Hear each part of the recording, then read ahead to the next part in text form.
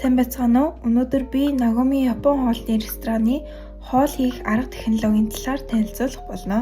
Nagumi ресторан нь олон төрлийн үйлчилгээ явуулдаг таван багт компани харьяа ресторан юм.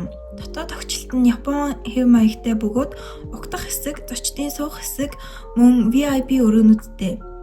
Мөн teppanyaki хэсэгтэй бөгөөд хоолыг ширээн дээр шууд Японд тоогож бэлдэж өгдөг нь онцлог юм. Энэ нь үйлчлүүлэгчдэд хоол хийх явцыг шууд харах боломж олгодог.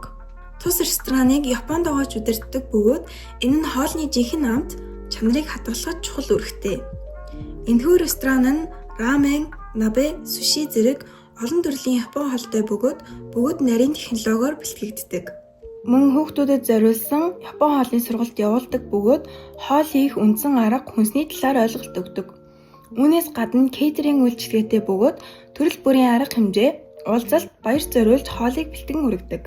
Суши хийх технологи. Сушинд хэрэглэдэг будааг эхлээд сайтар угааж илүүдэл цардуулыг арилгасны дараа жигэнж болгодог. Дараа нь жигэнсэн будаанд будааны цуу, сахар, давс нэмж холдог. Энэ нь будаанд онцгой амт оруулахаас гадна наалдамхай боловч зөөлхөн бүтэц үүсгдэг. Суши хийхэд мөн шинэхэн загас, далайн бүтээгдэхүүн хэрэглэдэг бөгөөд тэдгээрийг маш нарийн зүсэж бэлтгэдэг. Энэ нь амт төдийгүй загасны бүтэцэд нөлөөлдөг.